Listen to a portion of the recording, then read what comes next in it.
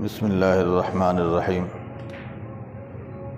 عن ابن عباس رضی اللہ تعالی عنہما قال قال رسول اللہ صلی اللہ علیہ وسلم سووا بین اولادکم فی العطیۃ فلو کنت مفضلا احدا فضلت النساء۔ حضرت عبداللہ بن عباس رضی اللہ تعالی عنہ کہتے ہیں کہ رسول اللہ صلی اللہ علیہ وسلم نے ارشاد فرمایا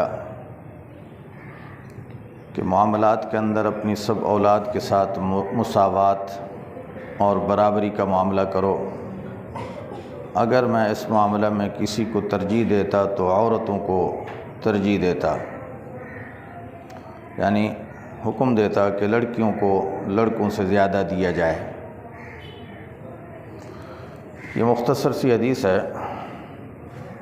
پچھلے درس کے اندر بھی دو حدیثیں ذکر ہوئی تھیں کہ جس میں آپ صلی اللہ علیہ وسلم کا ارشاد ذکر ہوا کہ اعدلوا بین اولادکم، اپنی اولاد کے مابین بھی معاملات کے اندر عدل کرو، انصاف کرو۔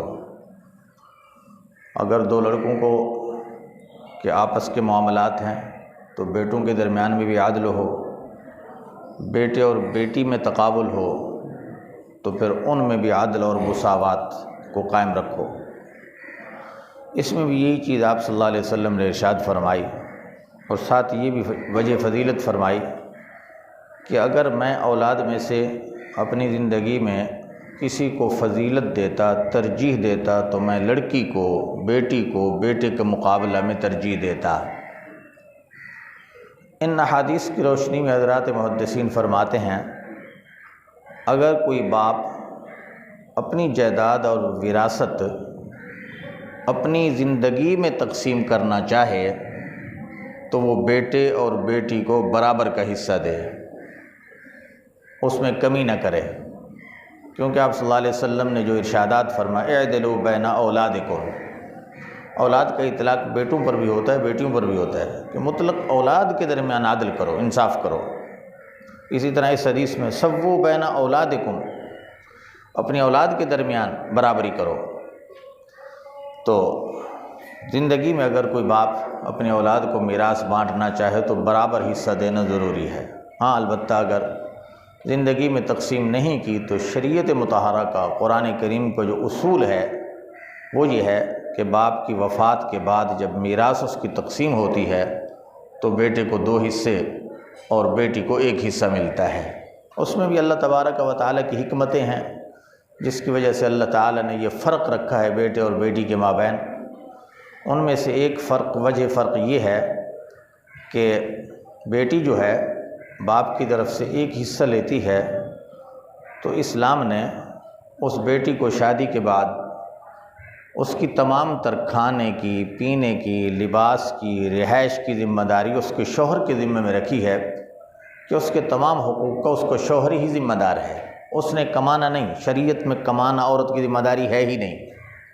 یہ ہمارا مزاج بن گیا ہے، ہماری معاشرت بن گئی ہے، یہ ہماری معاشرت اسلام کے خلاف ہے۔ اسلام کا حکم یہ ہے کہ مرد جس طرح کرے، محنت کرے، مزدوری کرے، ملازمت کرے، جو انداز اختیار کرے، حلال کی کمائی کے ساتھ اپنا بھی، اپنی بیوی کا بھی اور چھوٹی اولاد کا بھی پیٹ پالے، وہ اس کا ذمہ دار ہے۔ تو اس کی ذمہ داری ساری شوہر پہ رکھی شریعت نے، اور پھر شوہر کی وفات کے بعد شوہر کی جو میراث ہے بیوی کو اس میں سے بھی حصہ دیا۔ اس لیے قرآن اور شریعت نے عورت کے لیے باپ کی طرف سے بھی حصہ دیا ہے، شوہر کی طرف سے بھی اس کو مستقل ایک حصہ دیا، اور زندگی کے تمام تر حقوق شوہر کے ذمہ رکھے ہیں۔ اس لیے باپ کی میراث میں شریعت نے بیٹی کا حصہ کم رکھا ہے اور بیٹے کا حصہ زیادہ رکھا۔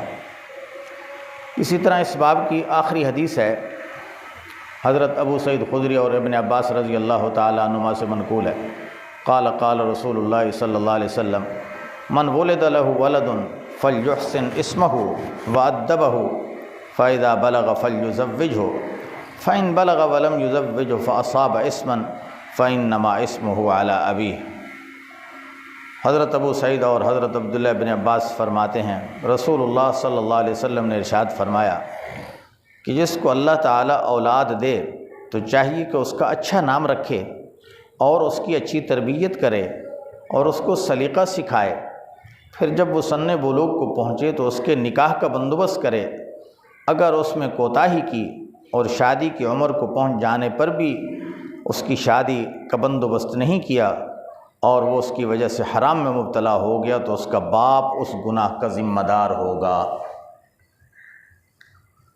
میرے بھائیو، اس باب میں جتنی احادیث ذکر ہوئی ہیں وہ اولاد کے حقوق کے متعلق کہ پیدائش سے لے کر اس کے کیا کیا حقوق ہیں ماں باپ کے ذمہ۔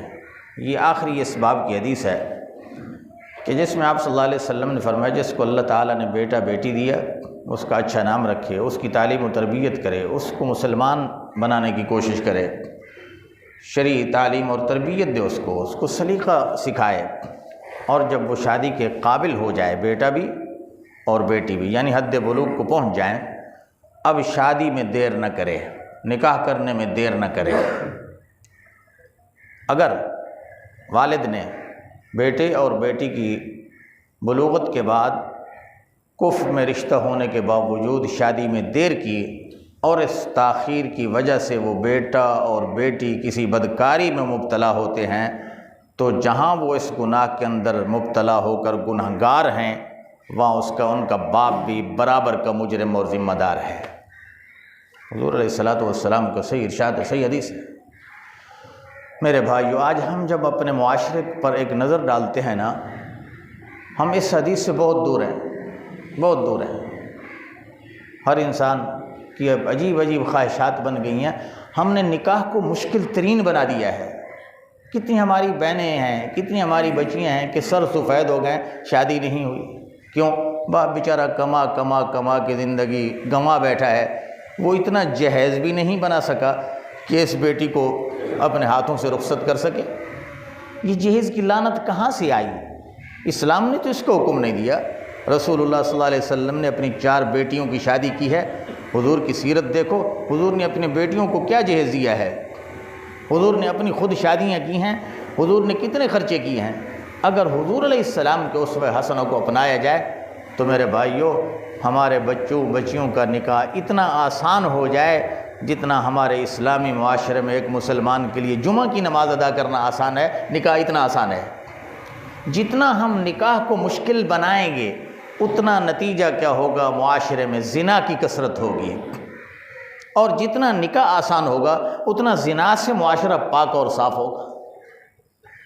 آج جہیز کی اس لعنت کی وجہ سے ہمارے ماں باپ بھی پریشان ہوتے ہیں، مسلمانوں کے بچے بھی پریشان ہوتے ہیں، گھر کے اندر ناچاقی ہوتی ہے، ہر وقت آزمائش اور فتنہ ہی فتنہ ہوتا ہے۔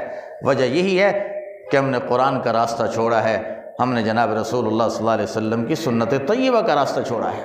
آج بھی ہم سنت طیبہ کو اپنا لیں، جو شادی کوئی مشکل نہیں ہے۔ حضور علیہ الصلوۃ والسلام نے اپنی صاحبزادی حضرت فاطمہ زہرا رضی اللہ تعالی عنہ کا نکاح کیا حضرت علی کے ساتھ کیا دیا ہے؟